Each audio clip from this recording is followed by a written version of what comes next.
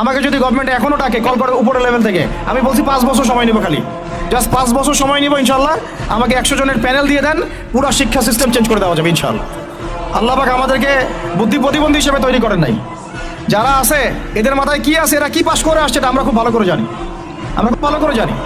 কিন্তু আমরা অন্যকে আন্ডারএস্টিমেট করতে চাচ্ছি না, আমাদের নিজেদের উপর কনফিডেন্স আছে আমাদের।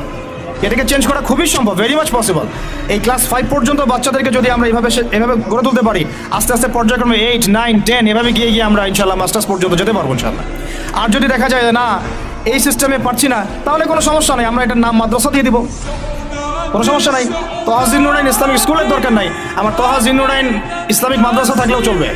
স্কুলই হতে হবে শেষে, নট নেসেসারি। আমার দরকার সিলেবাসটা কি, আমি পড়াচ্ছি কি, আমার এনভায়রনমেন্ট কি, আমার বাচ্চারা খেলতেছে কিনা, ভালো খাচ্ছে কিনা, ওদের পরিবেশ কেমন, এটা মূল কথা, আমার টাইটেলটা মূল কথা না।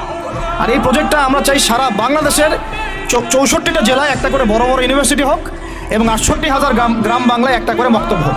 তাহলে দেখবেন আগামী 20 বছরে আমি ইনশাআল্লাহ আপনাদেরকে একটা প্রজন্ম করে দিতে পারবো ইনশাআল্লাহ। তবে এই দায়িত্বটা কিন্তু আমার একার না, আমি আপনাদেরকে উদাত্ত আহ্বান খোলামেলা বলতেছি, আপনাদেরকে আগে আসতে হবে।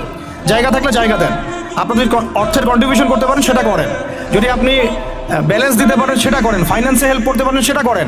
যদি আপনি এত কিছু না পারেন, আপনার কিছু একটা বিল্ডিং আছে, আল্লাহর জন্য দিয়ে দেন। এটা আপনি আমাদেরকে দিচ্ছেন না, আল্লাহর জন্য দিচ্ছেন।